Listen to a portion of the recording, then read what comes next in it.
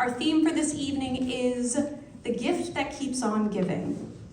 Now, if you intended to perform and you were not aware of that theme, you are more than welcome to come up here and argue as to why that your piece has to do with that theme. We will either huzzah or boo you as you leave the stage. And we are more than welcome to get up here anyway, we don't really care. What we do actually care about, though, is the time that you spend on this stage. We have several people here tonight who would like to speak. And when that happens to happen, we typically try to keep some sort of a time limit. The time limit is 5 minutes, and that sounds like a lot of time, and it's really not. What's inevitably going to happen to you is you're going to get up here and you're going to start speaking, and then you're going to lose track of time, and we'll all be here for 45 minutes, and although we love you, we need to get someone else up on stage. So at the 5-minute mark, you're going to hear...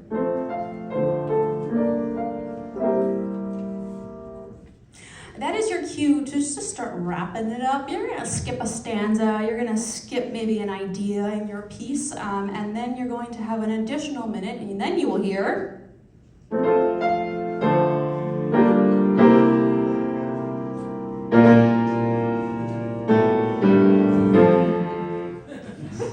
That entire thing will play. And if you keep talking, he'll just keep playing. He's not going to stop. He has a lot of debt to pay off, as I mentioned.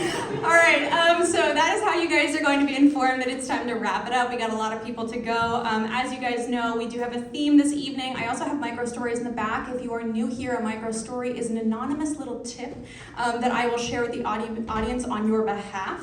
You're going to be responding to a prompt with one sentence with your absolute best handwriting, as your host is dyslexic. So if you would like to fill one of those out, please feel free. They are in the back. If anyone at any point feels shocked by God that they must stand up and they must share something even though they came here just to listen, you may do that. You can get up, you can go get a micro story too, you can write your name down, write your micro story, and then you can hand it to me silently. I will accept that. So... The other thing that I always have to say is a very big thank you to our admin, who will remain unnamed, and our host, the Arts Council of Princeton.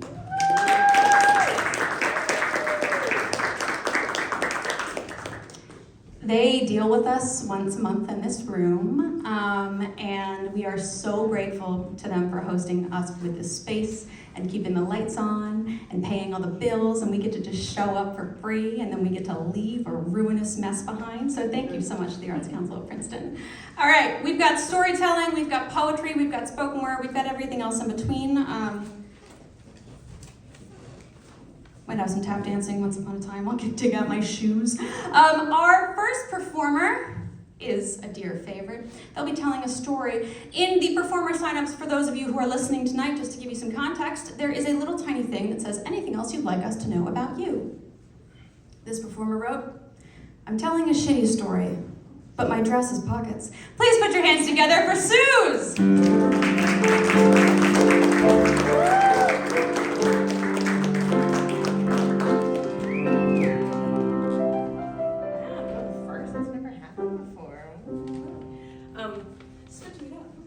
Switching up. Hey everybody. So, switching it up, I actually found a poem that I wrote. So I'm going to read a poem first. It's really short. It was written for a dude. I spilled some oil on it apparently at some point in the last 30 years or something. We don't know what that is. I think it's oil. And I don't know what dude this was written for, but I liked him a lot, apparently. Okay, so. As soon as I could afford my own non-generic brand detergent, I became a tycoon. Abandoning my working class childhood, I chose Hellmann's over Miracle Whip, butter over margarine, Pole over powdered, and white collar over blue. I liked him, but I couldn't place his smell. Arm & Hammer, Costco's cheapest. One step above a store brand and several steps above everything I left behind. Detergents are not all the same. Just as those downy baby ducks mucking around in oil spills. So funny. Why weren't we married? Almost 4 years later, I asked for space. 15 days and I miss him, but not enough to ask him back, or let him go, or remember his name. But enough to buy Arm & Hammer and wash my sheets and my clothes in all of him.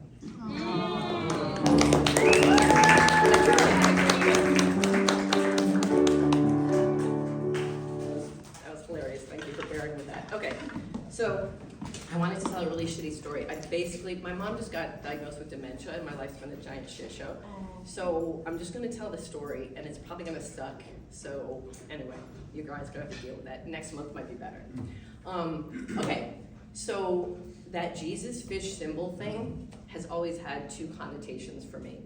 One, I've never been baptized, so I didn't understand the whole religious part of it. And two, I've never been a guppy, right? So we had no religious background whatsoever in my house. There was no Jesus hanging on wearing a cross. That's a whole different story. We'll wait on that one. There was no Jesus around. There were no candles. There was nothing hanging. We didn't go to church. I was never baptized. So somehow, inexplicably, I landed in a seat, first day of school, second grade, in St. Thomas Aquinas. We have no idea why. One of the great religious mysteries of our time. Why my mother would throw me into Catholic school. I think she probably had a coupon or something. I don't know. But there I was. And, in addition to being just generally odd, now I knew nothing about, I'm pretty bright, but I didn't know anything about religion. Nothing. I had no sense of what was happening. It was kind of a mystery why every day, the entire student body, staff and faculty, would get up and be schlepped over to the church. We'd file in very quietly, and there would be a huge production, right? And then everyone would file up towards the front to do this mysterious act of wine and bread, and something was happening up there that I didn't know, because I'd never been baptized.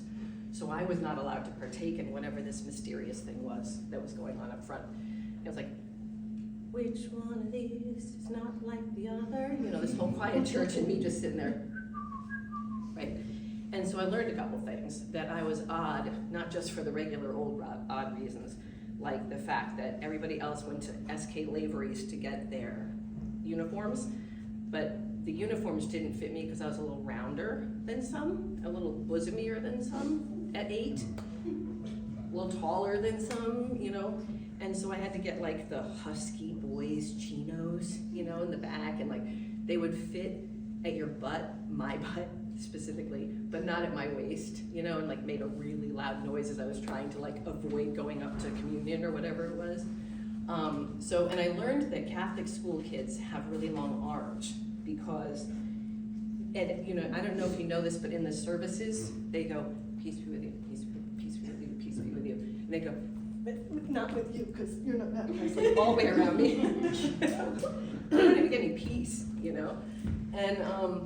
And so I learned that, and I learned that baptism is this huge thing that I was not going to be able to partake in, at communion, because of not being baptized. And I really wanted that, and I also learned that if I was not baptized, the best I could do, ever, was to get to purgatory. Am I already done? Oh, shit. Okay, so there are sounds. They're not coming from me. Okay, all right. That was internal stimuli. Sorry. God was like, stop. Say no more of the secrets. Anyway. And also with you. Right. Oh, that's another thing. The responses, like the peace be with you. And I swear, everybody went, I was like, I was there for a full year before I even knew what anybody was saying. Peace be with you, and also lift up your heart, and lift up. I literally thought those were the responses. Anyway, so purgatory was my best shot at anything, right? And that if it was like I was a perfect human being and I didn't hate Lori Matarazzo, who, by the way, bullied me mercilessly, but then when I got cute in high school, she was like, oh my God, look at you, you're so great. And I was like, fuck you, Lori Matarazzo. and that means I'm definitely not going to heaven, right? Best I got is purgatory.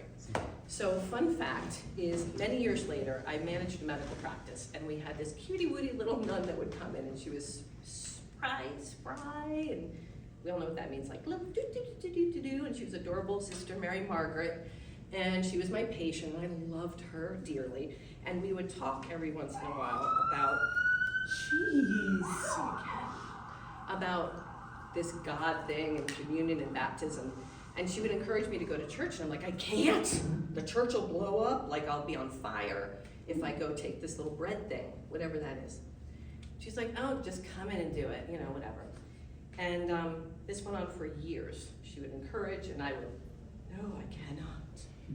right? So one year she comes in and she starts the whole thing. You coming to church, Suze? And I was like, no, I can't. I don't want to kill everybody there, you know? And she goes, oh, can you give me a cup of water? Because I was really the cruise director, right? I was the manager, right? So I could smooth things down, right? So I go, oh yeah, let me get you a cup of water. So we go out. She goes, oh, I want to show you something in my car. So okay, so I follow her out. And she goes, you want to get baptized, right? And I said, yeah. And she goes, well, here's the thing. In the name of the Father and the Son and the Holy Spirit. And she pours the Dixie cup of water over top of my head in the handicap parking spot outside the Lens Crafters on Route 1 in Market Fair Mall. And a bitch got baptized.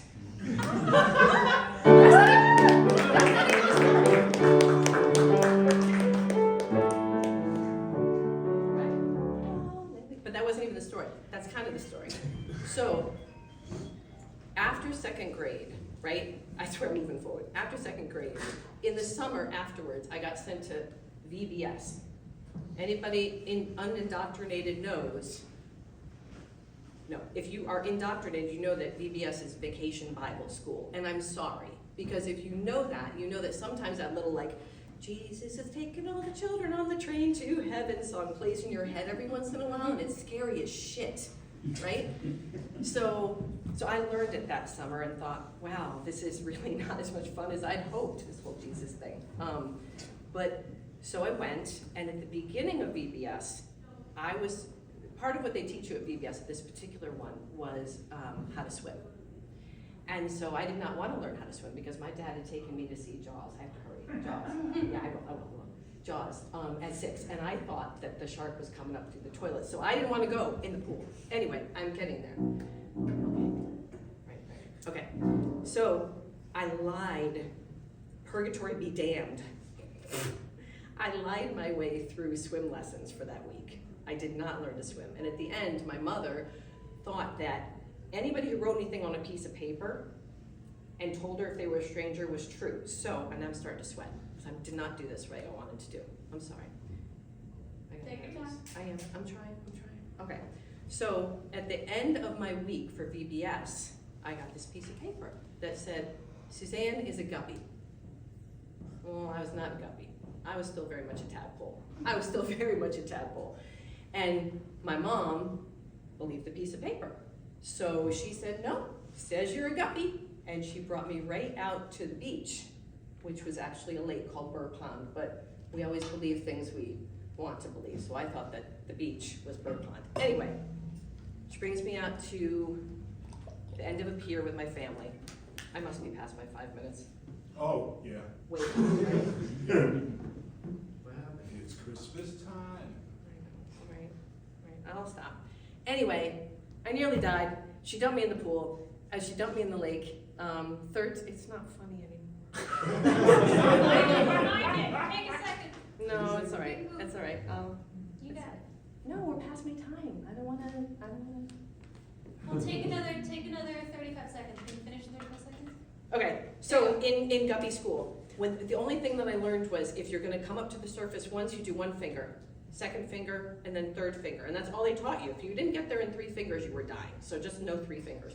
So first finger, I come up. Oh, duh. She threw me in the water in front of my whole family.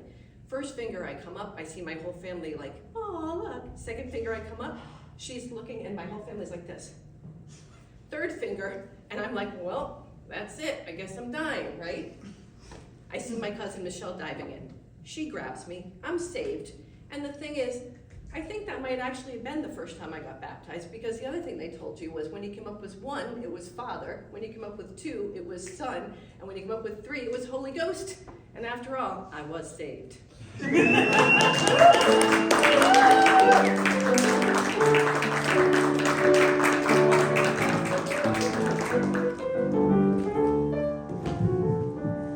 So wait, did you say Sister Margaret Mary?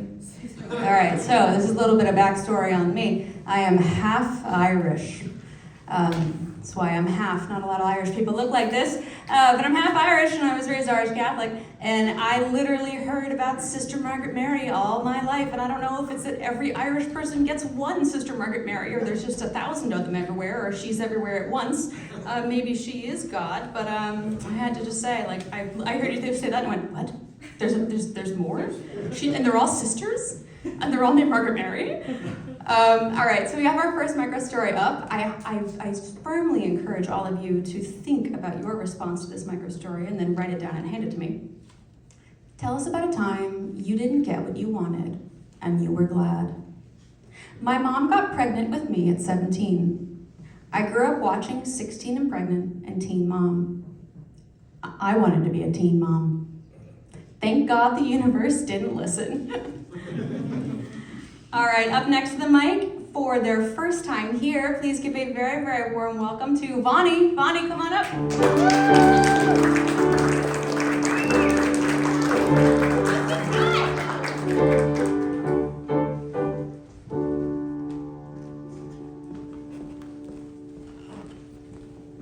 Hello. Hi, everybody. Welcome. First time here. It's so funny because I literally said, I want to go to the bathroom. They call my name, tell me, and I walk right in.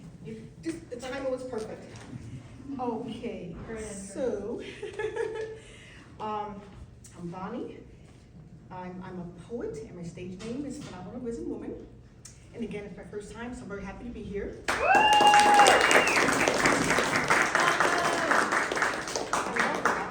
I love it.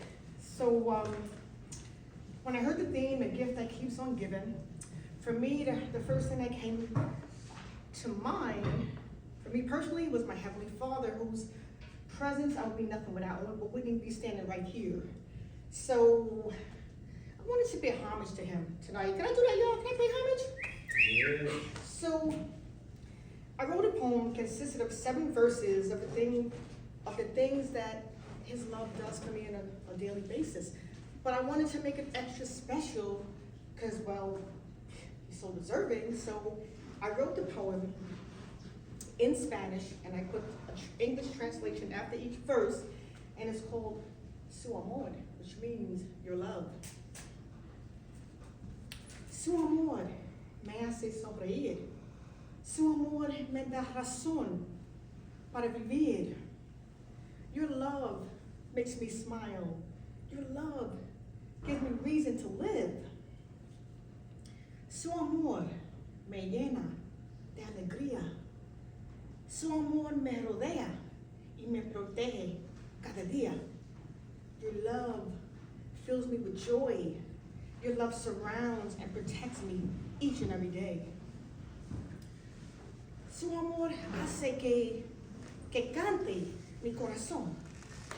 Su amor merece mucha adoración. Your love makes my heart sing. Your love deserves so much worship. Su amor es un rayo de sol que brilla. Su amor calma la ansiedad mía. Your love is a ray of sun that shines.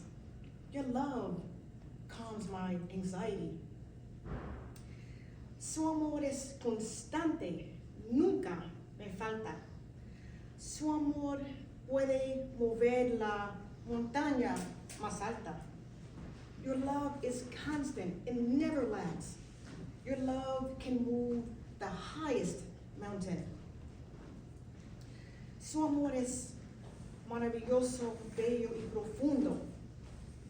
Para mí es lo mejor del mundo.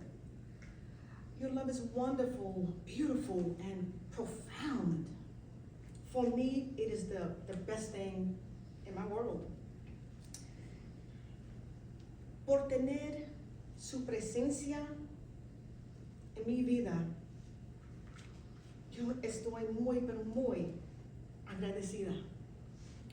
Your love, to have your presence in my life, I am very grateful. Your love has changed my life. And I think I'm not going to do the 7th verse again.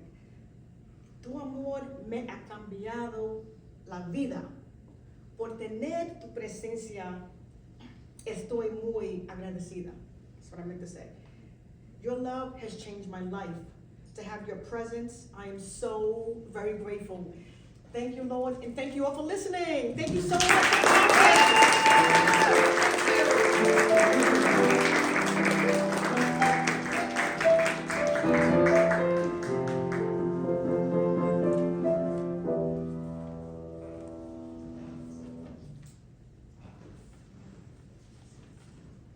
We love a bilingual queen.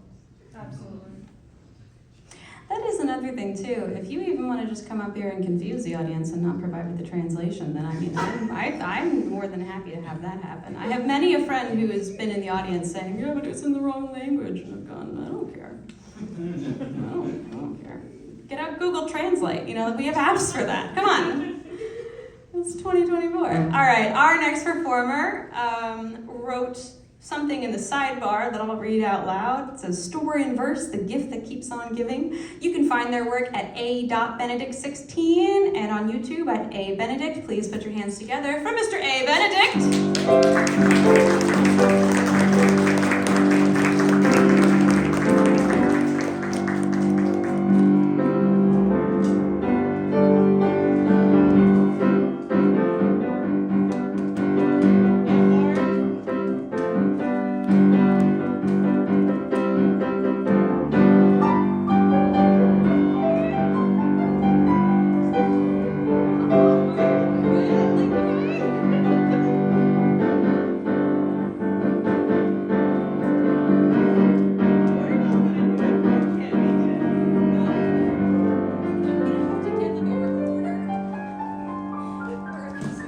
Hello, everybody.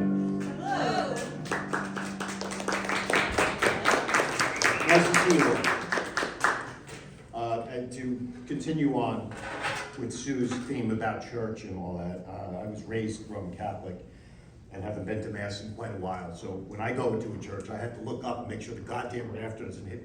Oh, sorry. Make sure the rafter doesn't hit my head. So that's my little experience with church. So I'm going to do a couple of quick poems tonight, and the theme is the gift that keeps giving, correct? Yes. Okay, the gift that keeps giving. And this one is the gift that keeps giving. It's called Illumination. The dancing candles flame illuminating, burning my self-righteous self-pity and mythological indignity. Burning the negativity that has been plaguing me. My candle, a gift from a good friend, providing light to brighten my room, mind, and soul. The candle drips its beige wax, reminding me to stop and breathe. Recalling past mistakes and times of sadness, vanishing in the flame, transforming bitterness into gladness. Life is an open field, offering much room to grow. Each memory and thought are the simple seeds you sow. Giving away material clutter, burdening me, as this candle is helping me focus on who I need to be. Extinguishing my friend's candle for the night, realizing life grabs you with its grip and unrelenting might. I am thankful for this newfound gifted flame that keeps on giving memories and lessons, taking me years to learn, which are as fleeting as watching the candle glow, flicker, and burn. Thank you.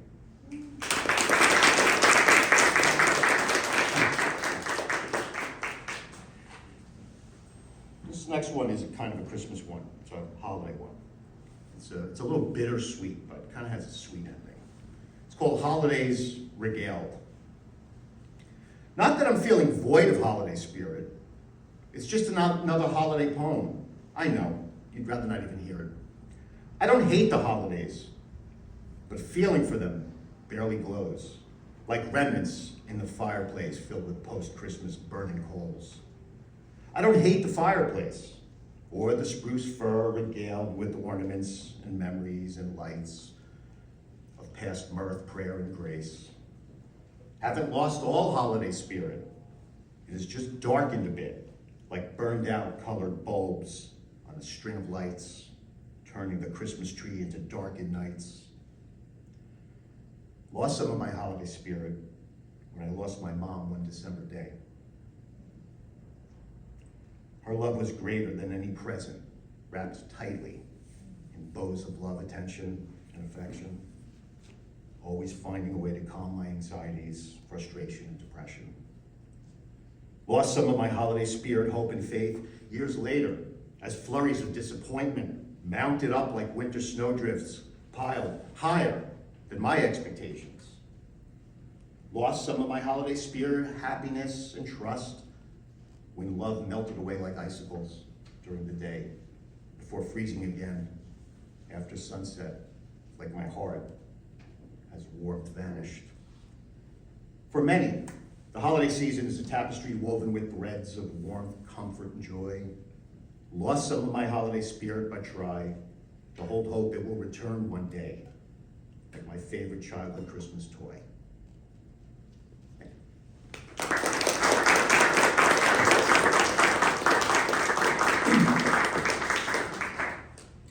Quick show of hands, how many of you took Route 1 to get here? A whole bunch of you. Isn't Route 1 fun? Especially this time of year, and you know, when you get like a couple drops of rain, hopefully. This one is called Route 1. Sitting in vicious traffic, streaking and striking asphalt stronger than lightning, ignoring, swerving, and avoiding accidents like the problems plaguing and jamming my mind on Route 1. Dozing in the unmovable car, thinking of carnal cravings as brown-eyed girl continues playing on the radio, peeking right, seeing a woman all aglow. Not her. Childish thoughts growing, like pushing a button, the car levitating over traffic like a cartoon spaceship. Feeling like a cartoon myself, wondering what my name would be. How about Jack the Jackass, as my thoughts are still distracting. Braking sharply, stopping short of smashing into the blue Volvo in front of me. Again, gazing at this stunning woman with sun rays pouring through her fiery hair. Smiling at Jack the Jackass, I swear. Traffic continues crawling, flowing, making us slow going, except for the speeding jerk in the Range Rover, cutting off cars, seat carelessly on the shoulder. Catching myself again staring at the woman. She's still smiling playfully, laughing, as I hold up my naked wedding ring finger, imploring her to pull over politely. I'm running out of options, and our future grandchildren would love the story. It'd be fantastic, if not psychopathic. Smiling back at the woman before smashing into the blue Volvo in front of me. I'm okay, unlike the vicious vernacular Mr. Blue Volvo starts mouthing. Driving is dangerous. Not paying attention, while driving, even more so. Picking up a traffic date, an obvious no-no. Blood pressure is climbing higher than my insurance. Another evening, another season, another reason my hair is growing gray on Route 1. Thank you very much.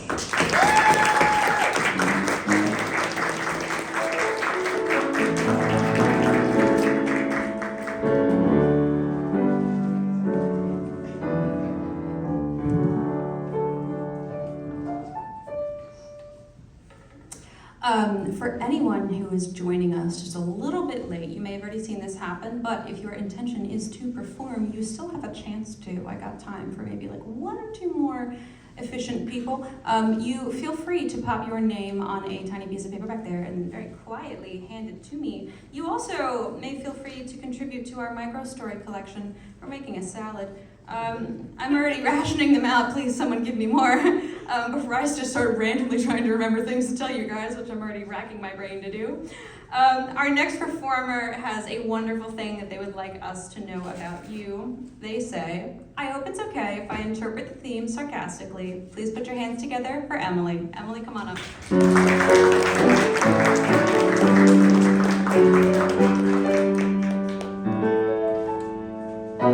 Hi, I'm Emily. I'm gonna do two poems, and the first one is called Replaying Old Arguments.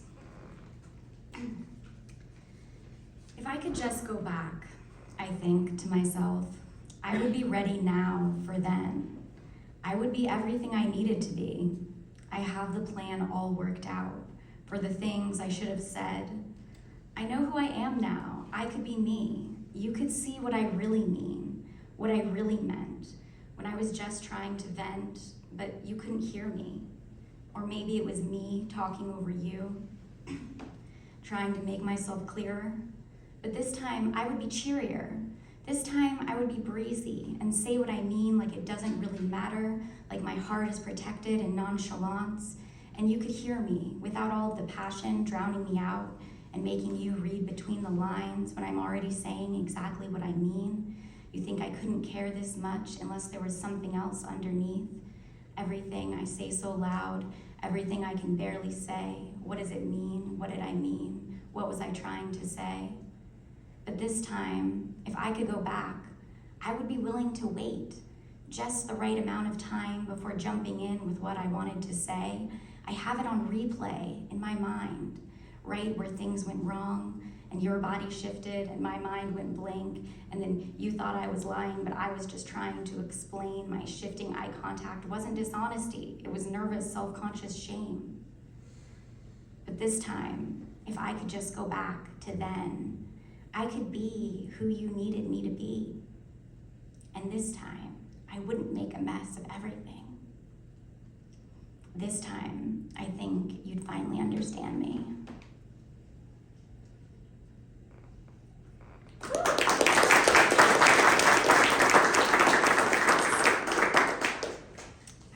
Excuse me. This one's called New Lives. Things fall apart. There's always an undoing, whether it's death or just moving, or a fight, or maybe changing into different people and realizing that staying is stagnating, or maybe that's how they feel about you. And now you've passed through to another life. And you have to rebuild it all again, reconstruct you, figure out who you are again, recreate community that makes sense for where you are, but then you feel sore from all the grafting and the ripping, selves together and apart, and your heart has so many rips and tears, you can't always tell the scars from what was you apart. Because everything changes, and it's fine. But it's all still always been your own mind, with lives building, then falling away from you, away from me, and I can always see it coming from a mile away, when everyone said they'll stay, but they're leaving. And it's nobody's fault, again, just the season for everything to change. And it's our job to stay grounded in the ways it's still the same. But it's hard when it's a new life every day. And now I've had time for so many lives, so many loves, so many times. I thought it was all settled now, but entropy keeps on bringing it down. My energy keeps on building it up, finding new things, new people to meet, to weave into my story, like they've always been a part of me. And sometimes I think, when I'm missing old friends, about the new ones I'd never have made if all of my day ones and me had stayed, wrapped up in each other forever, like we'd always say. But things change, and it always hurts, but transition is a death and a birth, and it makes space. So today, as I try to keep everything the same, I remember the transitions and all of the pain, but I'm grateful for the way it opened up the space for everyone I have today. And I wonder what comes next when there's a new life every single day.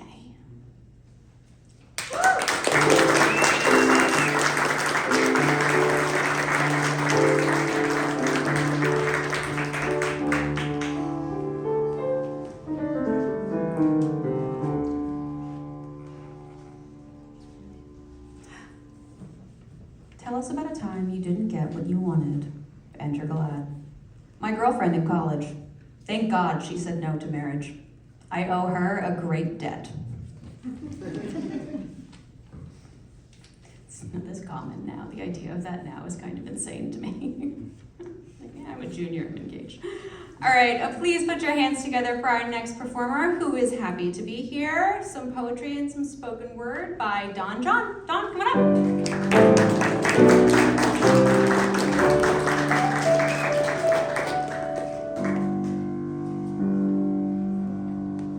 Okay, hello everybody. I go by the name of Don John. I've been doing this for about 10 years, but every single time I come up here I get nervous, so bear with me. Okay, so one thing I heard earlier was the word breathe. I have a song called Breathe. It's on all streaming platforms. I'd like to sing that chorus for you guys right now. But yeah, give me a second. Breathe, baby brother, just breathe. You never need none. Demons on their hip trying to fiend. They'll never be us. Breathe, little sister, just breathe. It takes a team. Love is the way to the peace. You need to leave some. Breathe, baby brother, just breathe. You never need none. Demons on their hip trying to fiend. They'll never be us. Breathe, little sister, just breathe. It takes a team. Love is the way to the peace. You better leave some for me. You better leave some for me. You better leave some for me. You better leave some for me, baby. Dun, dun, dun, dun. But yeah, that's one of the songs I have out.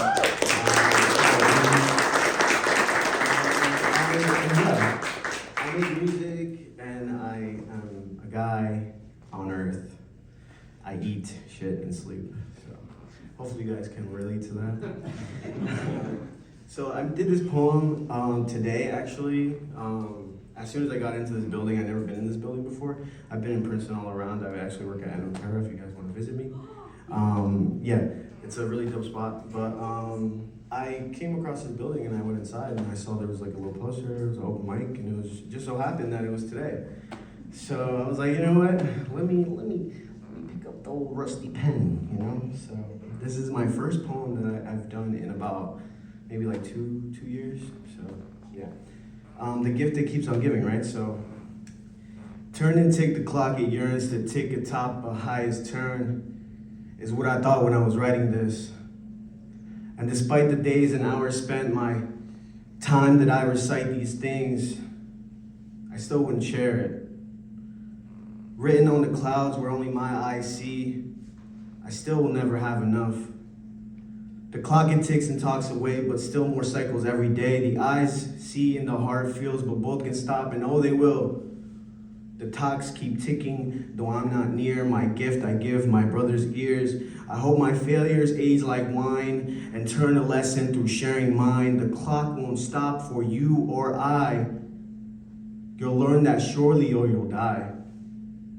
And even when I'm ashen gray, my memories keep most awake, 'cause time was all I had to give. Now rent-free in their minds I live. It's like a gift that keeps on giving. Enchanting vibes, a sense of vision, artist's mind, a will to live in. No prescriptions, contradicting, everlasting, always present.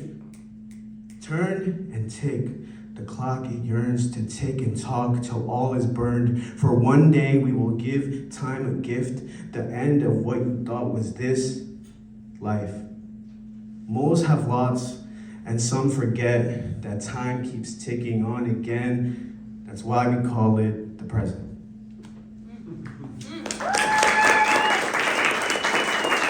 Everybody here in Downtown, thank you guys for hearing me out. Like I said, I'm a human, I eat shit and sleep, so I hope you guys can relate to me.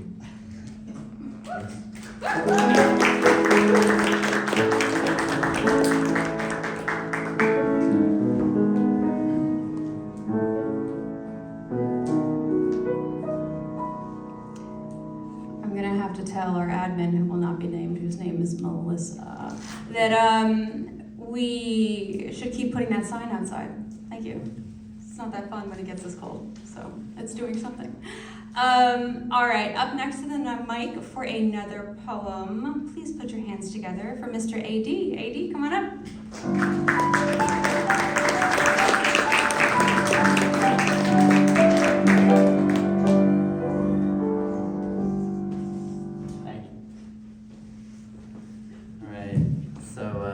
Before I begin, anybody who's seen me perform before, I haven't done it in a while because I wanted to give you something new, would know that sometimes what I write is not so tangible, more cosmological. So anyway, the gift that keeps on giving for me is relativity. And even though I love Einstein, he gets a lot of love, and you know, we might not know other names, but I'm gonna give you Niels Bohr, who was a Danish-born physicist who won the Nobel Prize in Physics in 1922. A couple of quotes before I start, and maybe then some of my writing will make a little more sense. We must be clear that when it comes to atoms, language can be used only as in poetry. The poet, too, is not nearly so concerned with describing facts as with creating images and establishing mental connection. And the second one says, we are trapped by language to such a degree that every attempt to formulate insight is itself on a play on words.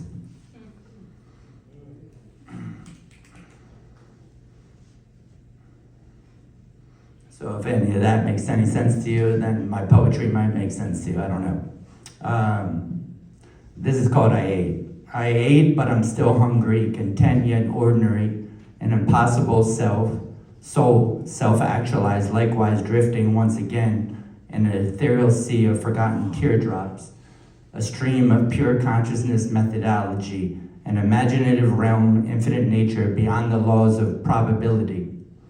Since Eden, that which shall be, remain long after I am dead and gone. In the meanwhile, sipping port wine, listen to Kerouac, angelically ramble on, dabble in madcap laughter, vernacular alchemy, waxing prose old poetos like Dr. King crafting homilies or Mozart composing a beatitude bass grand symphony, perpetually acknowledging the art of creation, simultaneously confronting the illusion that is earthly identity. Holy impermanence, the fugacious nature of it all, the endless waiting game humanity chooses to absurdly play day in, day out, up until dire necessity is made the mother of invention. Revelation, Babylon veil finally dissolves, theatrical curtains are forever lifted, and every single psychological prison wall we insecurely manifest, pridefully project, like a domino line, gradually falls. Perhaps eternally optimistic, collectively evolve, atone for the ontological weight far too heavy to balance, bear alone. Or through Satori verse, as Ginsberg in song would elegantly say, majestically profess, we warily carry it, and so must at last rest in the arms of love. From the womb to the tomb, as much as I can tell, consistently unpredictable, chaos inevitable, life something akin to a Taoistic intangibility, transparent dance, sacred parody, an ode to Prometheus, or perhaps surmised equally as profoundly by Blake's The Marriage of Heaven and Hell. Therefore, only two clear decisions. You can sink or swim, faithlessly join the mindless masses, or perhaps devoutly carve, uniquely shape your own distinct path, environment, let go. Inherently wander, metaphysical wilderness, at last ascend, rise high above as you may, ardently can, to the celestial fears, to the light of Elohim. Either way, blue note on the horizon. Tank in the bankers, already booked, not one iota of mundane detail unscathed and meticulously overlooked. Charting fixed stars, wheels set in motion, like Magellan eventually touching dry land after 3 years sailing upon the vast cascading waves effortlessly nestled atop the bottomless ocean. Seems ages since the city which never sleeps was in my compass immediate trajectory. As Sinatra infectiously croons, the best is yet to come. Without sounding overtly incredulous, platitudinous, sincerely expressing gratitude, boundless joy, ineffable humility, unbeknownst, transcending both time and space, taking elongated, meditative breaths directly alongside imperturbable grace, peace, stillness, circulating through the autumn wind, cathartic release. With a native's glance steadily observing, subtle nuances clandestinely submerged beneath, discover covertly within a symbiotic web, synergetic tapestry, silently composing this shamanistic trance. Particular moments set forth by fragile circumstance, destiny, coincidence, or chance, any given word for that matter held applicable to how you individually perceive. Ultimately, regardless, despite what you do or don't believe, relativity irrefutably factually opines. Opinions are opinions just as much as facts are facts. In fact, without opinion, no absolute distinction, up until the point of no return, unpretentiously affirmed, like Hanana, Misael, Azariah, thrown in the fire, yet never getting burned. Or how logic and reason, can't truly explain the changing guards, seasons. From cosmic emptiness to karmic rebirth, extract emotional meaning, induce healing, define essence, genuine autonomy, equality, liberty, personal freedom, expression, accountability, nor aspire, generate the unmet need quest, motivation, determination for existentialism, exploration of ancient mystery, universal frequency, formless tranquility, simplicity embodied by Om Nashimi, Aya Ara Eshe, I am that I am, I will be what I will be, become what I choose to become.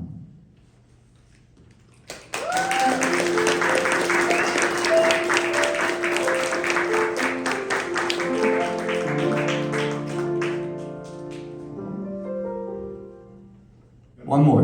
All right. Reading something got me started on this one. One might say dour, another enigmatic. Minister Gromko, did you enjoy your breakfast today? Perhaps. Goosebumps on the follicle of your hair, static electricity, or quite possibly just the world held absurdly captive in an endless hyperbole, ontological drum snare. To write the law, yet not follow it. Pharisees become politicians. Christians, after Constantine, spread the good word by brutal conquest, casually exposed blasphemy, corporate ideology, therefore modernly perceived as the biggest hypocrites. I watched the sky for hours in stoic silence. I dreamed in the prism of the rainbow clouds. I listened to the wind, gloriously howl, while the Tower of Babel first halted, then metaphorically fell. Original compass point was scrambled, our connective neurological structure, infinite nature, lest we were nightly scattered amongst tribes, or in existential wilderness, communicative living hell, now and forever until the fire hour, hence today's mass media hysteria, social platforms devoid of critical thought and analysis, rather the fawning over sycophants, lickspittles, followers, the lusting for instant gratification, external affirmation upon blood-drenched soil, historical regurgitation, nations repentantly pitted against nation, only solution, angelic tongue is what humanity collectively consciously must return and or again become. Alas, the way of Elohim, firmly rooted in the sun, moon, stars, all perfectly aligned, despite wars and rumors of wars, fugacious emotional scars. When the long prophesied kingdom birthed, Messiah rises from the celestial ashes, advent of mankind's forgetting what a power of a single blade of grass, solitary grain of sand possesses, and/or his own reflection is inherently worth. Paradise miraculously found after a millennia lost, a new generation allegorically erect the third temple, no matter the cost. Neo-revolutionaries freeing minds coast to coast, from the sea to the land and beyond. Then and only then shall I and I ultimately have faithfully completed my cosmic mission, honored my bodhisattva vow, fulfilled my sacred oath, at last taken my rest, willing resigned from this beautiful struggle, earthly outpost.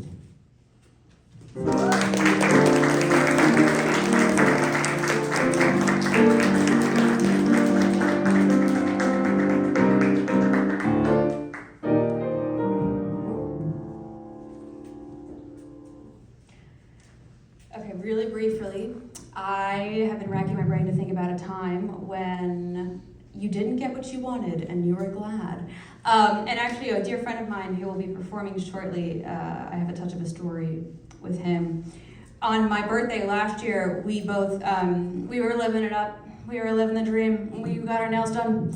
And then we were driving around and we were like, oh my God, and we were supposed to go to our dear friend Chi Bravo's art opening that was all the way in Philadelphia. And we were not in Philadelphia. We were located close to Trenton, New Jersey, which is where we're both from. And he and I were both like, it's November, and we just got our nails done, and we just did all this stuff, and then we just got we got our drinks, and we got this, and we got that, and we're all ready. And then it was like, do you want to go to that thrift store? Because I had this comically large thing of flowers that I had to put into an object, and I didn't have an object to put it into. Because that's what men do, is they give you things and then they say, well, I didn't have a thing, put it in, sorry. So we had to go buy a thing, And then we go into this thrift store, and we're both having like the time of our lives. We're thrifting, we're looking at glasses, we're looking at objects. There's so much stuff everywhere, and we're both tootling around and meandering. And we have this deadline of, we gotta go back to your apartment, we both have to get changed, we have to get in the car, we have to drive to Philadelphia, we have to go see G Bravo, because G Bravo is an art opening, and we said we would go, and we're going to go. And it's cold outside, and we both just got our nails done. And we're in a thrift store. And we've been like, you know when you've had a good day, but you're kind of tired from having too much fun because you're a princess? That's what was sort of happening to us. And I could tell that I was kind of looking at him, and I was like, you don't want to go to G Bravo's opening in Philadelphia now, do you?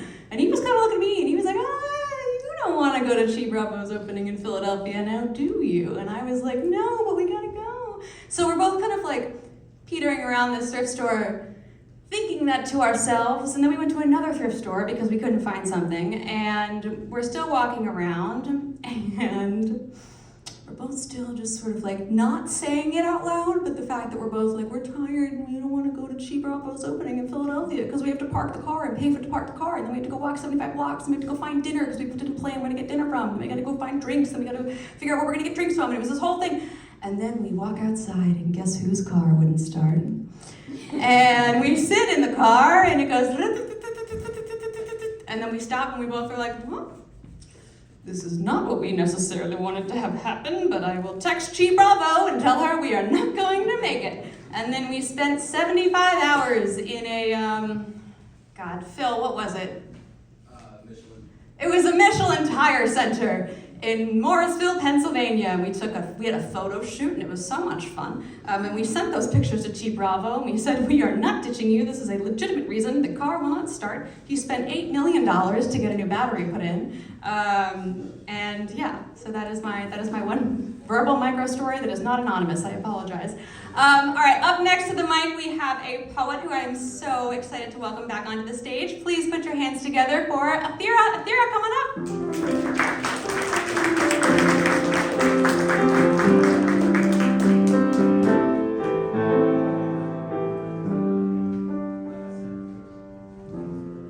Hi everybody. It's been a while and I completely forgot that we have themes. So I don't really know what today's theme is, though I think I can guess. But I have a few poems that I would like to say. So I was at home in India for like about a month. So today my poems are all about my sister, who's 24 years old, so a baby to me, but also a doctor, so a baby doctor. So as you can imagine, she's super stressed all the time. I barely get to see her, so I try to help the way I can. I write poems for her to motivate her, which is super useful, super useful. So I wrote a few. There was a time when I would write one for her every day. Like I think she was kind of annoyed after a bit, but it also reminds me of that thing where they say if somebody writes you a poem, they really love you, but if they write you 1,000 poems, they really like poems. But I wanted to recite a few of them today. So the first one's called A Rhyme Before You Sleep. Okay. When life gives you one such day, when sad and weary is all you face, on your heart your hand you place, and close your eyes, a breath you take. Then one more and one, two more, breathe in and out, you feel your air. And that is how you know you're safe, that this just is one of life's games.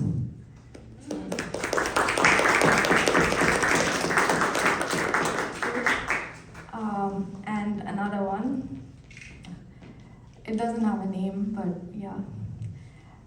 Let me tell you about my rose, not a perfect one at all. A few petals droop while its stem bends and stoops. If you hold it wrong, it pricks you with a thorn. They say it's just a rose, like every one of its kind. You like it so, but why? Why? Because it's mine. I was there when it was born, given to me to mind. I am there when it gets old, one day when it will die. 100 roses grow in a field, each more aglow. I pick my rose each time because it is mine.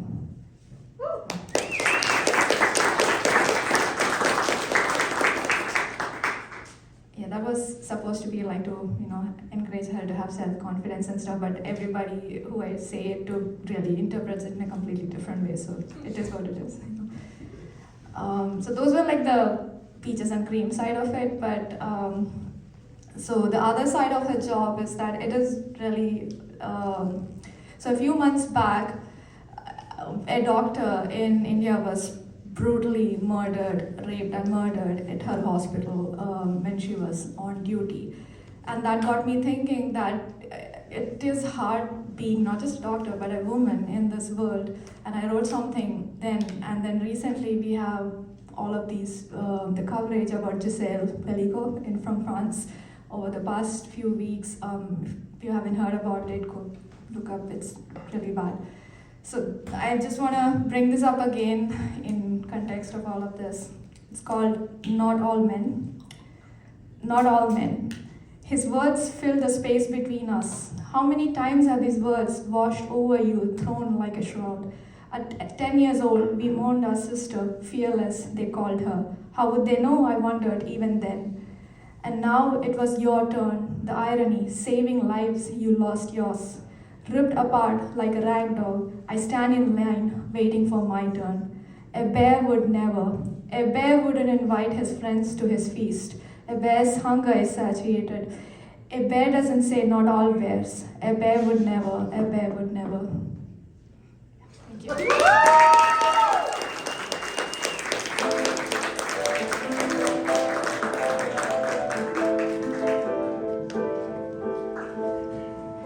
Was that in reference to the would you rather be in the woods with a bear or a man? Oh my God, 10 out of 10. All right, if anyone is not chronically online, that is a TikTok, Instagram trend where basically people were asking women, would you rather be alone in the woods with a bear or a man? And they all chose the bear.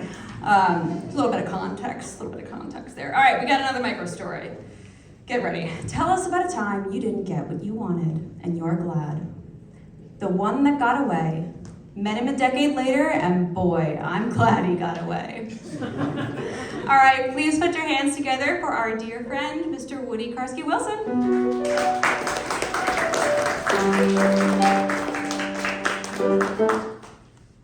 Hello, everyone. I'm Woody Karski-Wilson because hyphenated names are woke. Last month, when Brass Rabbit, our beneficent and glamorous host, introduced tonight's theme, I immediately made a snarky comment. Then I decided to make a poem based on that snarky comment because it was meta. So enjoy. The Zone.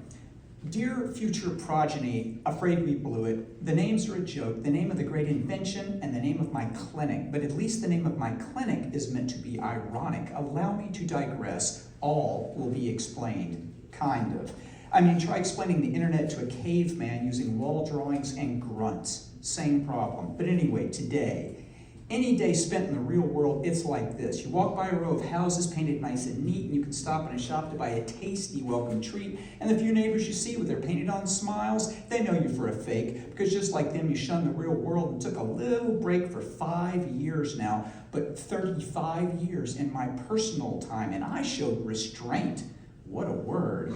I want you to consider what matters, for better or for worse. What's the one commodity lacking in this heartless universe? Or better to say, what's the thing that unlike a nickel or dime you can't put in your pocket or hoard in a trove? What's that? Why, yes, it's time. Oh, you could be hero, king, rich man with a tower, and you could be the mightiest person wielding incredible power, and you could lord that power over a billion sweating slaves, and you could force any sexy muse to do just what you crave, though maybe they might kill you one warm and sunny day, a welcome plight for those who favor something of fair play. But either way, you may own your lofty castle with all its beautiful land, except time still slips through your grasping fingers like hourglass sand. And that's a problem for accomplishing your dreams if only we had more time.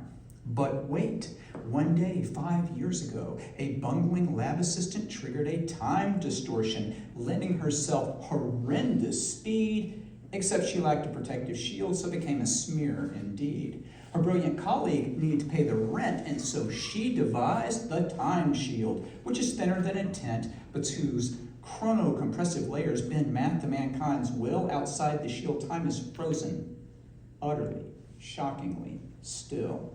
The shields are cheap to build and will stand 1,000,000 years. You step inside during an earthquake, have no need to fear. A nuclear attack, just pop inside and walk casually away. Walk or drive your golf cart. Hell, play 1,000 rounds of golf. Zone infrastructure now girds the earth, crowding out the natural world. And as for future plans, trust me, there is no dearth. This monster is a self-licking ice cream cone. You want to do anything naughty? Go to the zone. Want to accomplish a month of work in less than a minute? Want to memorize the entire rules of the U.S. Senate? No, cancel that. What a waste of time that would be. But think of it. Don't you see? The zone is a world right beside our own. It's the fully fruited tree from seeds science has sown. We still check in on the real world, but our presence there is small. It's like visiting a stilted picture on the dusty foyer wall with dead relatives dressed in holiday best and frowns to match their finery. The real world tests the patience to linger, to walk its depopulated streets, and like I said, shop for silly treats. Fine, we grab and go back, but just like every prediction, the boon of the zone is less benefit and more an addiction. We open the door of our real house, say a brief hi, but the boredom's so heavy we'd rather die than so sneak into our zone closet, the newest addition to a traditional house plan, and hurry down the tube. There's ultra-fast trains, while outside are frozen, the hourglass grains. For once, finally impotent, without effect, time can touch us not. The walls do protect, but there's no culture. It's all fun, games, childish intrigue, play and more endless play, a well-padded and comfortable grave. I'd say the zone took a lot more than it gave. Back in the day, in the real world, I was a doctor, shoving the medical frontiers right back and working day and night in that well-worn track, but with the zone, all the time in the world for research and study. Give me a break. I have full-blown vices now that nothing will slake, and I haven't done real medicine since the zone went up. Yet I do have to pay minimal tax for my bed and sup. So I have my clinic, and it ain't free. What do? I treat every STD. Yes, that's my legacy. And the lines go around the block. If we still had a financial market, mine would be valuable stock. So dear unseen progeny, my generation was given a world. We gave that away for trinkets and baubles and useless play. And now we offer you just that, bling and no more. Making a real world from our mess is your generation's chore. And if somehow you succeed where we have totally failed, then right above the door of your world, you can have this slogan nailed: the gift that keeps on giving. It's the sign that hangs above my STD clinic.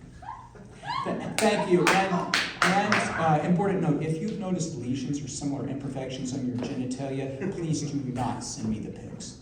Thank you.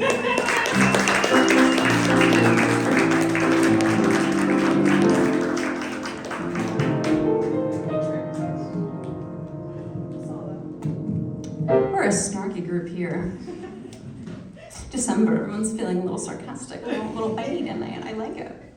All right, up next to the mic, please put your hands together for some spoken word. We've already heard from him a little bit by our dear friend, Mr. Philip O'Connell. Phil, come on up.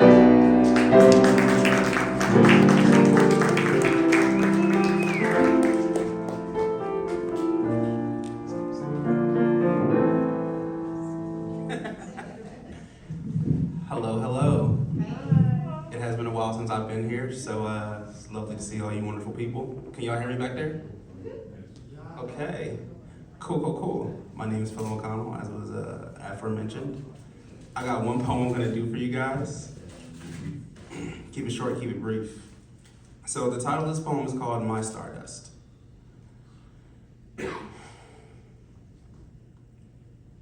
You remind me of stardust.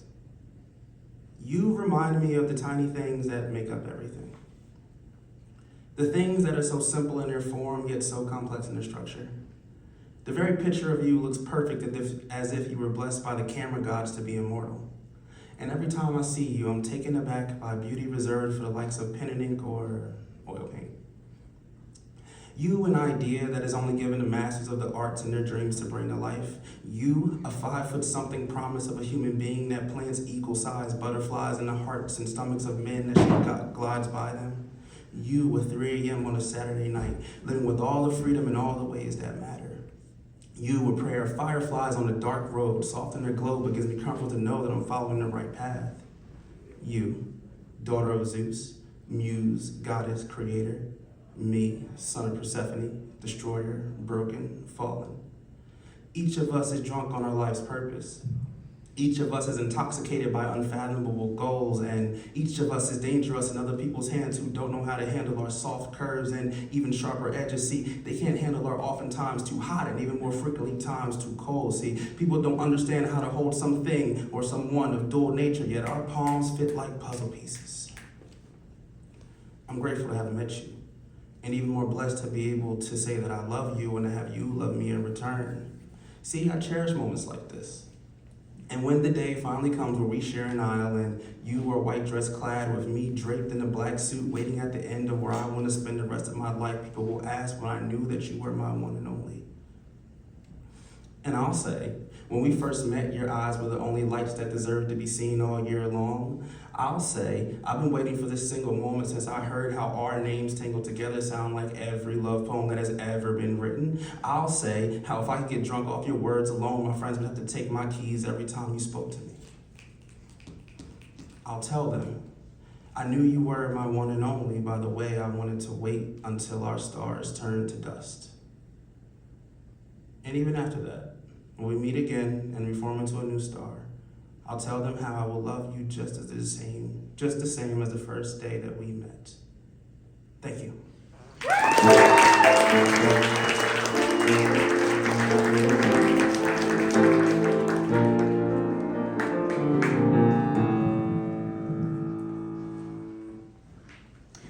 Tell us about a time you didn't get what you wanted, and you were glad. I was part of an isosceles love triangle in college, but I was, unfortunately, the odd side out. Turns out it was for the best. She ended up stabbing him. I don't know if you guys I don't know if you want to have a good time, you can watch me when I pull these out and I read them, and you can watch my facial expression, try to guess which one it is, because when I pull this one out, I was like, oh, taking a picture of that. All right, up next to the mic, you can find our next performer who will be sharing a poem on Instagram at NARISA_K13. Please put your hands together for Marissa. Marissa, come on up.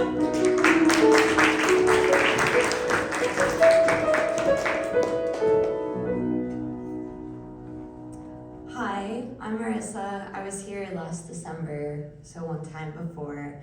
My life has changed a lot since then.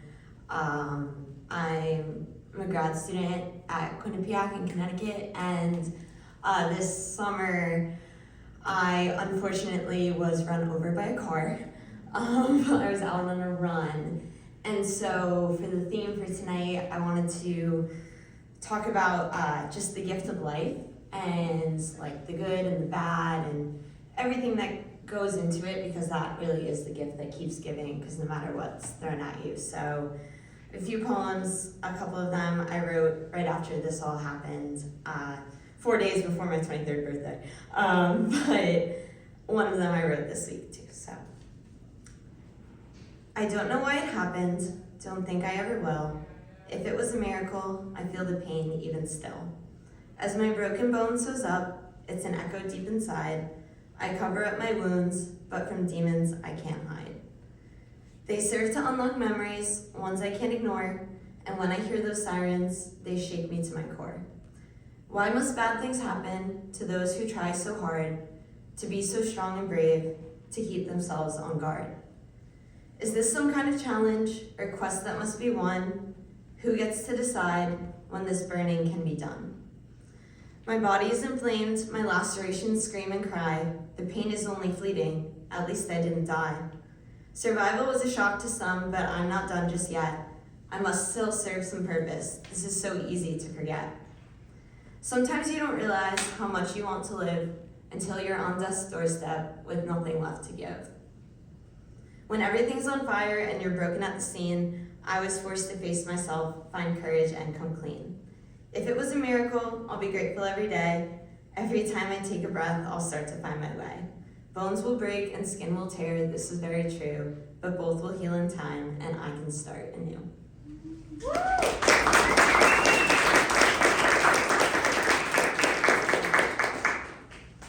It is a gift to be living, even if it doesn't seem to be so. Darling, your pain is a privilege, of a reminder of how much you can grow. For all the scars you've earned from battles within and without, they are your badges of honor, prove your courage beyond any doubt. You know how to heal, you have stitched up those old wounds. There's a strength in your story, with your heart you can't lose. It is a gift to be living, to let in your joy and your sorrow. When you grant yourself feelings, you make a better tomorrow. Since nothing blooms without rain or the sun to bring warmth, there is no comfort without chaos. The world only spins with both.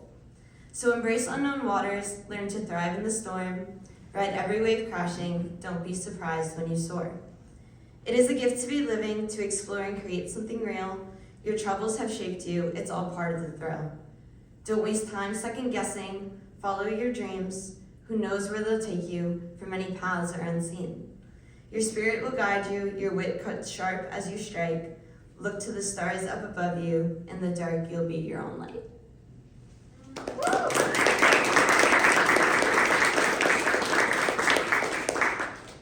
Just one more. What I don't let people see, the cracks within my smile, a beautiful facade masking pain all the while. It smarts every day, though its waking hours vary, serving to remind me of this burden that I carry. Kind spirits try to help, but it's solely mine to bear. A moment etched in time, one I cannot share. Those eternal fleeting seconds carved a gash so very cruel, left more than just gravel, with demons I must duel. They come out in the darkness, in silence left alone, but also in filled spaces, abrupt chills down to my bone. Oh, how perfect I do seem, a girl who saw the light. What I do not tell you is that it's taking all my might. I may have skirted death and have a new perspective, yet that doesn't make it simple. It was nowhere near elective. Things happen for a reason, I'm sure it must be so. Don't know why I must suffer, dragged with the undertow. And be forced to relive trauma while demonstrating skill, working towards success, my restless mind won't still. Then when I finally break down, my walls violently crumble, emotions pouring out, through chaos I must stumble. I never asked for this or sought out sympathy.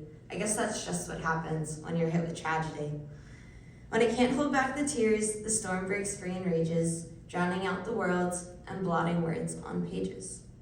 Don't let them make you weak, there's a strength in being real. Hardened hearts may blame me, yet it's not shame I should feel. But rather pride and power, look at all that I can do. I'm raw beneath the surface, road rash is just your clue. Despite the weight I'm under, still stuck beneath that car, I'll pick up cards I'm dealt and use them to go far.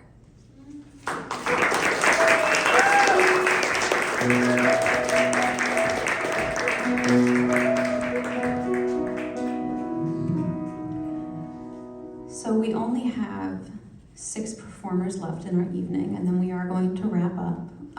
In our last month, I made a selfish request of the audience, in which we all got together and we took a group photo like an elementary school classroom. If anyone would like to join us for that, we only have 6 more people to go. If you can hang out, we would love it if you could hang out. I will give you the picture and or distribute them for fridges. I don't know, send it to your mom. All right, our next performer, so you've all been we'll be taking a picture. Our next performer, I am so excited to invite him back up to the stage. Please put your hands together for Mr. J.W. Lyric. Come on up.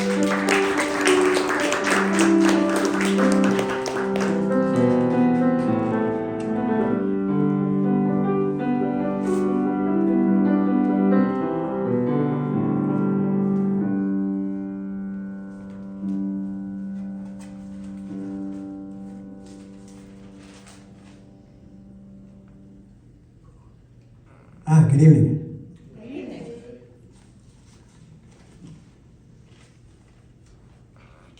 I just want to do, before I get started, I just want to do something for a very special lady in memory of her.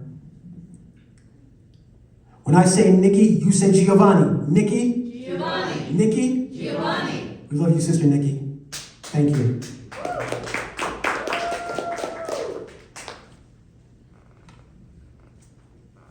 All right, keeping in with tonight's theme.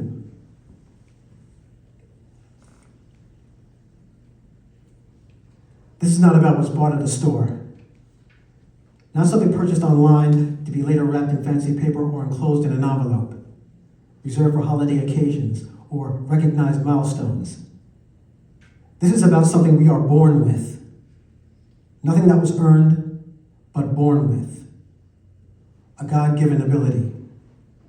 What we have are called gifts. And it knows no race, no creed, no color, no gender. Those without sight, without hearing, and without speech are not overlooked. Our gifts.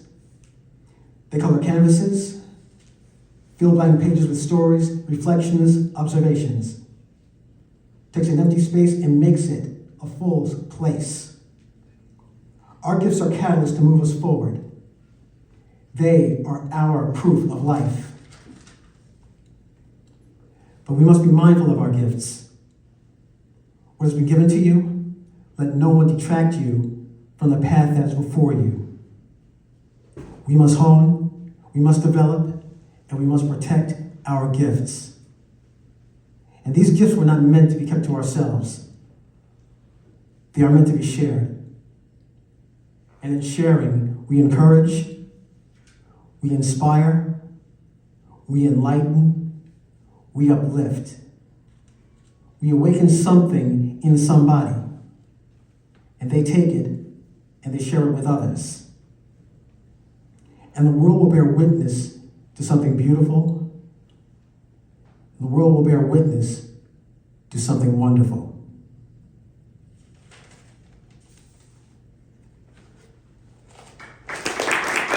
Thank you.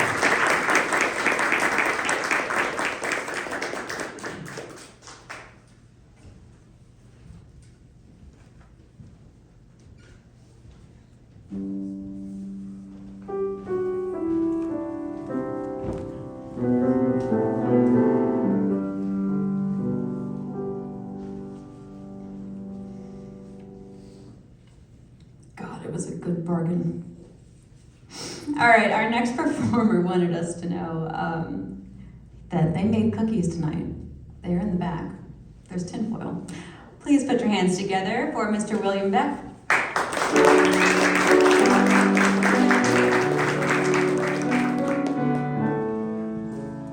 Hi there, everybody. Okay, please give it up for everybody who's come up before here, and also our two worthies here who both got their cookies already. Please, applause.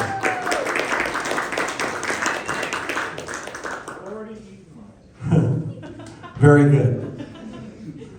Okay, and sort of a quick plug, as long as it's okay, I'm going to put an interest sheet in the back for future poetry events. We did have a few people show up at an event that I had in East Windsor. Also, I'm involved with the Bayard-Rustin Center for Social Justice, which is the LGBTQ center right here in Princeton. We're talking about we've already done a Zoom poetry event, and we'll be doing one in the future, but we're also talking about an in-person event. And yes, there are LGBTQ themes, but also social justice themes. So if you don't have stuff that's LGBTQ content, that doesn't necessarily mean you can't, So, okay, so having said that, we're going to move along, and so season's greetings, and every year I'd be asked, what I wanted for Christmas, and every year I would say, and I'm still saying, what I want is peace on earth, and I never get it. So this poem, which was written a long time ago, is called All I Want is Peace on Earth. Much talk is made of Christmas trees, presents, and a special baby's birth. Images of children opening presents with delight, when all I want is peace on earth.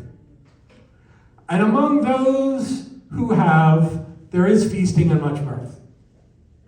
They look down their noses at the poor in spite, when much talk is made of Christmas trees, presents, and a special baby's birth. Forget about shopping for Christmas value. You'll find more worth in helping to feed and clothe the sick and needy on this silent night. As for me, all I want is peace on earth. You'll have to unwrap layers of tinsel and holly to unearth the truth. It's love that powers our festival of lights. While much talk is made of trees, presents, and a baby's birth. And at this festive time of year around the world, there seems to be a dearth of human kindness. So many eager now to pick a fight. And as for me, all I want is peace on earth. So let us all join together on this small, frail earth, and our love can be a beacon that shines through the night. While people still fuss about Christmas trees, presents, and a baby's birth, and we all still wait and hope and pray for peace on earth. Thank you.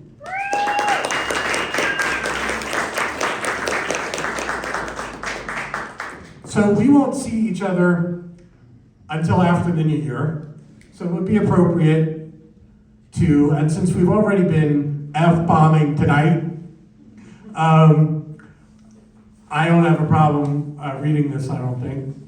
And this poem, this is my Joyous New Year's poem. And it's called Happy Fucking New Year. At times this year, the positive vibes have changed to hysteria. Happy fucking New Year. New Year, New You is a sales pitch to sell exercise equipment, fitness memberships, and diet food. The president says it's a year for change, but what I'm seeing is the same old bullshit. Happy fucking New Year. This year, we have seen great gains and great losses and major defeats for all of us.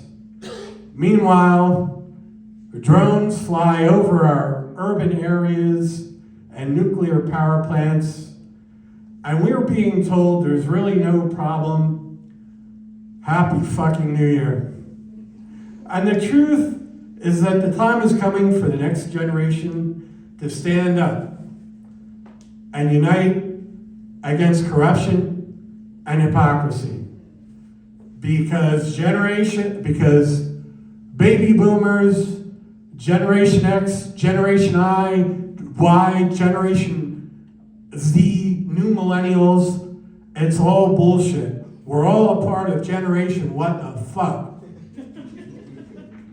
As in, what the fuck is happening to our planet? What the fuck is happening to our government? What the fuck is happening to our country while we stand and watch? Because in 2025, we will get the new year we fight for and deserve. And while personally, I blame Trump and Putin, we really have no one to blame but ourselves. So let's create the brave new world worthy of our unborn children. And happy fucking New Year.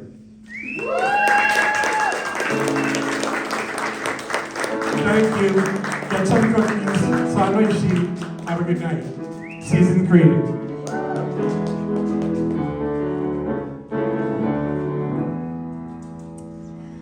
All right, our next performer I cannot wait for. They will be sharing some form of a story they wrote for us to all know. My stepmom told me to take a break from deep introspective pieces and try being funny. I apologize in advance. Please put your hands together for Puck. Come on up.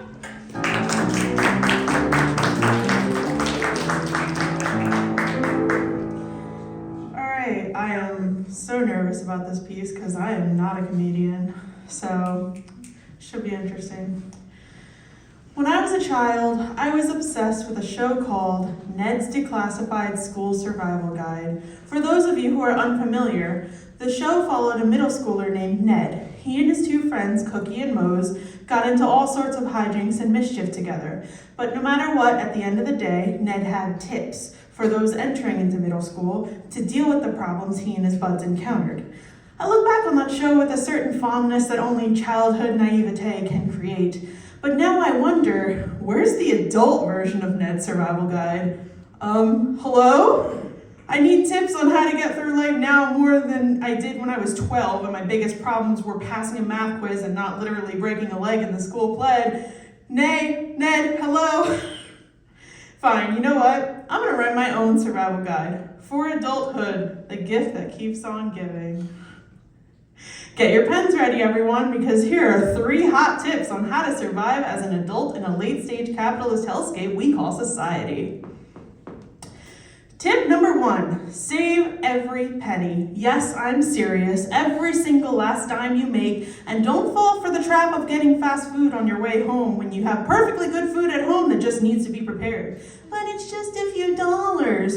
Yeah, well, you said that 12 times last month, and now your budget for fast food exceeds $60 a month.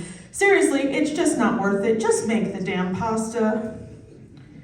Tip number 2, worker, meet the means of production. You can do things, build things. All it takes is a bit of elbow grease, a free college course in the form of 3 or 4 YouTube DIY videos, and a sprinkle of overconfidence. Now suddenly you can create anything. The front porch step, threatening to give cause for a lawsuit? Go to Home Depot, buy a drill and some plywood, and pray. Have nothing to wear for that upcoming gala with a formal dress code? A sewing machine and some fabric probably cost half of what you'd spend on a gown in retail. Car making a funny noise? Ignore it until it becomes a problem. I mean, YouTube. Yeah, YouTube. Tip number 3, and this is the hottest tip of the night. Don't get attached. I mean it. Things, places, people. They come and go in life, and they don't stay for very long. Your favorite pen, your lucky hat, your sister, your father, your lover. Sooner or later, they're all gonna leave, or you will. Nothing is permanent. The universe is an ever-churning cosmic flow of nothingness and matter, dancing together like twilight over a foggy plain. But mistake me not, for I am not telling you to give up all meaning in life or to float around in a cold, indifferent existence. In Buddhism, this acceptance that nothing is permanent, nothing we hold on to is truly ours, is part of achieving peace. By releasing our attachments, we are freed from suffering and we can embrace the beauty of life's fleeting moments.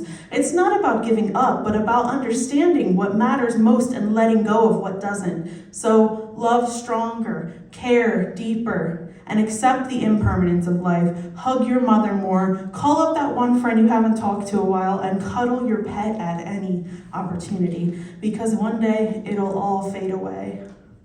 But that doesn't mean we shouldn't make the most of it while it's here. Oh, and here's a bonus tip. Seriously, life is too short. Throw it all in one load, wash on cold, and call it a day. The world won't end if your whites and colors touch, I promise. What's the worst that could happen? Your socks turn pink? Congratulations, now you're a fashion icon. Thank you.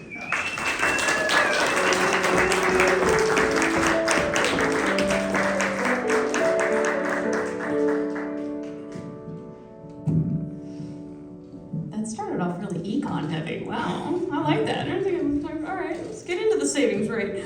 Okay, tell us about a time you didn't get what you wanted and why you're glad. I wanted to work part-time in school when I was 13, and my parents would not let me. All right, up next to the mic, we have a new performer to this space. Please give a very, very, very, very, very warm welcome to Adam. Adam, come on up.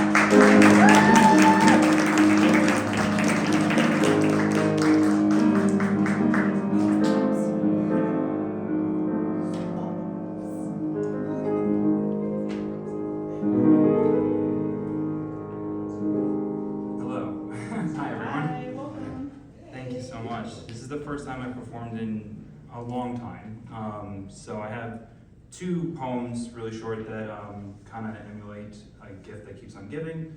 One of them is dedicated to my newly husband, Ben.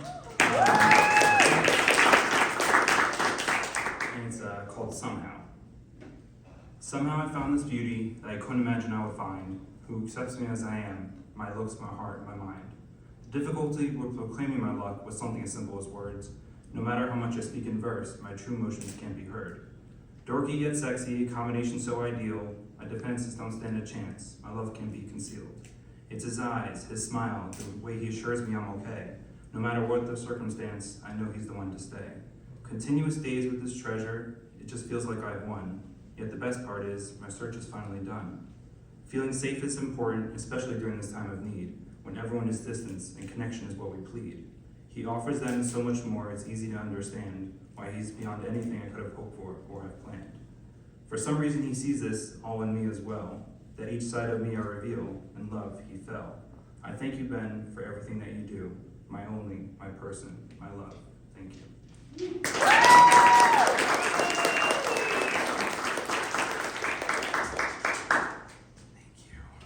This is my second one. It's called Too Much Noise.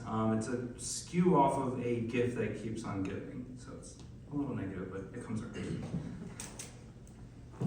Chaotic conversations all occurring without consent sound so surreal, no wonder why I'm spent. My relationship with silence is a little confusing. I crave, I fear what my mind starts choosing.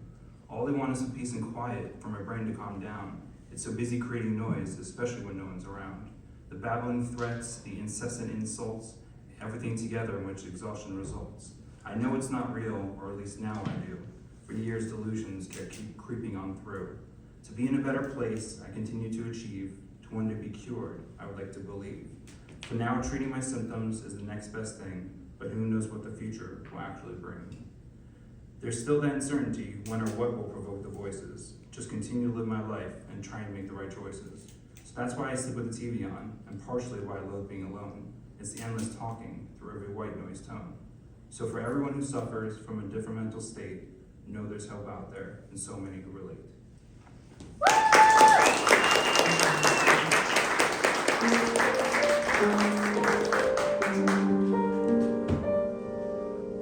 All right, our second to last performer with some poetry. Please put your hands together for Mr. Samir. Samir, come on up. All right.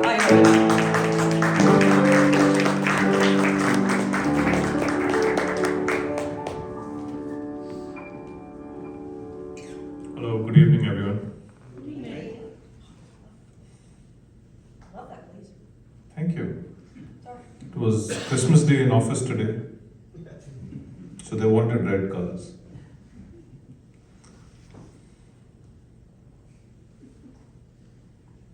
The passage on. His life was a gift to me and countless others. He feels that it's time to pass on, and though that is inevitable, it comes as a mild shock as he spells it out.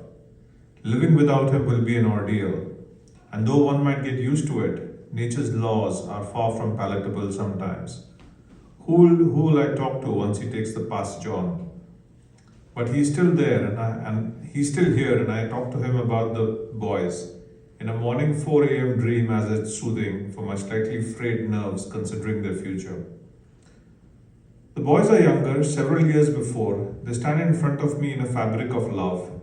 A soft yellow light engulfs the three of us.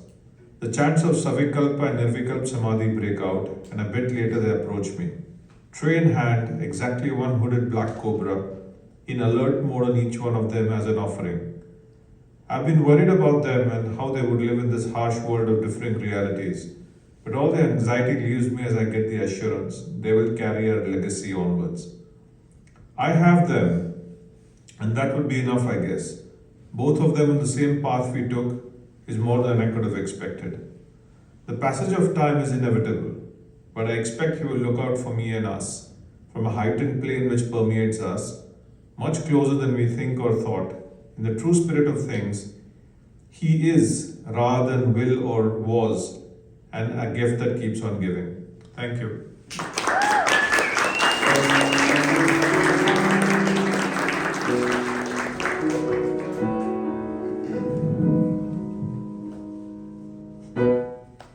You look so serious with that hat on.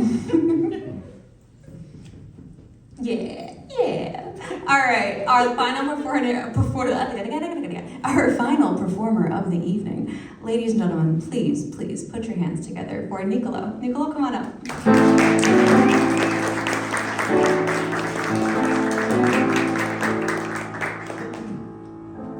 Everyone, thank you so much for being here, and really excited to be here for my second time. I'll share a couple poems that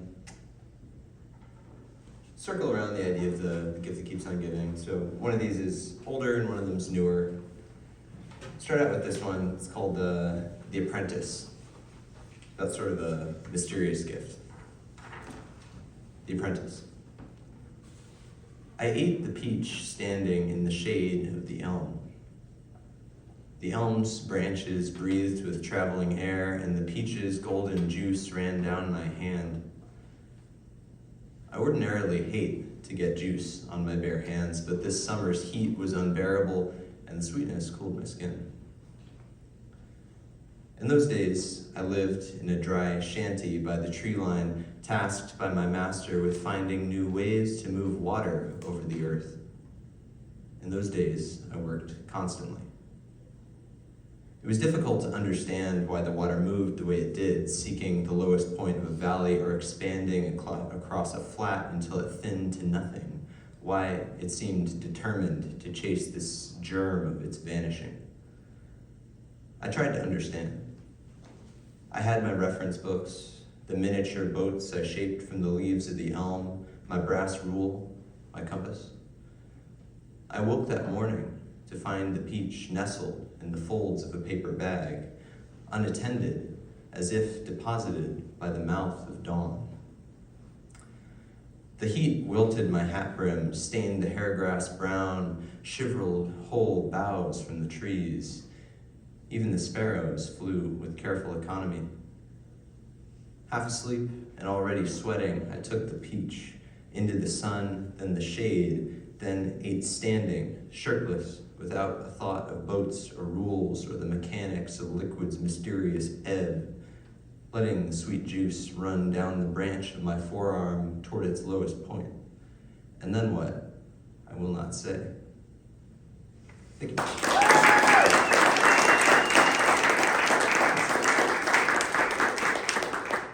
So I went to college in Washington, D.C., and as much time as I spent in classes, I was actually thinking about skateboarding, and been skateboarding since I was a little kid. And when I think about the gift that keeps on giving, that's in terms of community and culture, as well as the activity itself, it's just been so much to me over the years. So this is sort of a love letter to that. It's called Freedom Plaza, the intersection of 13th and E, Washington, D.C. The architect, Robert Venturi, imagined a space where people would gather to watch poetry readings, public theater, buskers at work, or rally around issues of civic and spiritual worth. An open plain of modern aspiration signaling possibility within the gridlock of bureaucratic power. Gleaming white, marble steps raised up like an altar, tempered by a rim of peach-colored granite. Designed by visionaries, modified by committees, Venturi considered it a failure. Now in its 5th decade, a wasteland, shadeless and mirror bright in swamped summers, heavily surveilled, nowhere to sit. Hard-faced and frigid in colder months, its central plain awkwardly elevated as if on display, fountain in constant disrepair, displaced bodies asleep against planters, Capitol Hill interns passing through on rented scooters, skateboarders battling heat stroke and running from parked police. I still remember the bruise the officer's grip left on my bicep, the coveted impound sticker on my skateboard. Protesters gathering to march, dancers warming up against the armature of the disused fountain. As the sun sets, it cools and casts this broken ideal the color of glowing embers. And I am shirtless and sweat slick, still trying my trick on the main ledge, edge beveled by years of illegal history. Oil can of Foster's in a brown paper bag, fake ID, my friends beside me. pandemic has not happened. It's dark now. And still, I'm trying by decorative and semi-functional accent lamplight. Video premiere is in an hour. We need to catch the metro. One more hurl, body at ledge, blind huck and truck bark, and I'm rolling away. Everyone cheers. We can leave the plaza. It's beautiful. Swimming in my vision against half-light of street lamps. Nothing matters but this smooth and cracking granite. How it rolls. Thank you.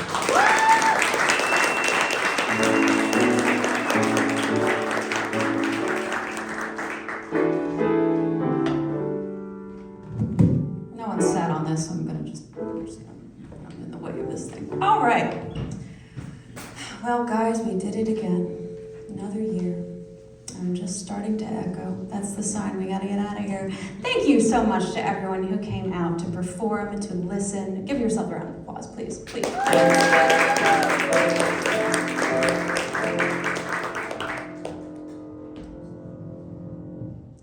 We're never going to be able to repay him. Mr. Marc, thank you so much. Thank you so much.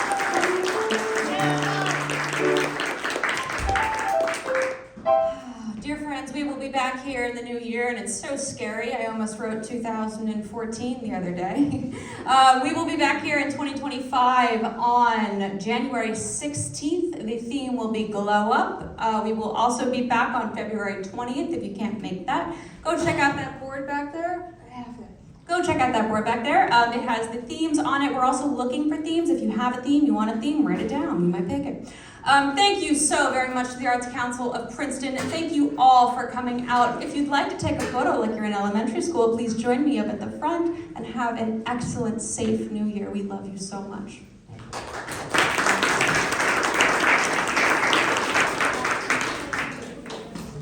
Umbrella, of course we can do a photo shoot. Hell yeah. Okay, so like go over here. I'm gonna pretend like I'm okay. December for our career.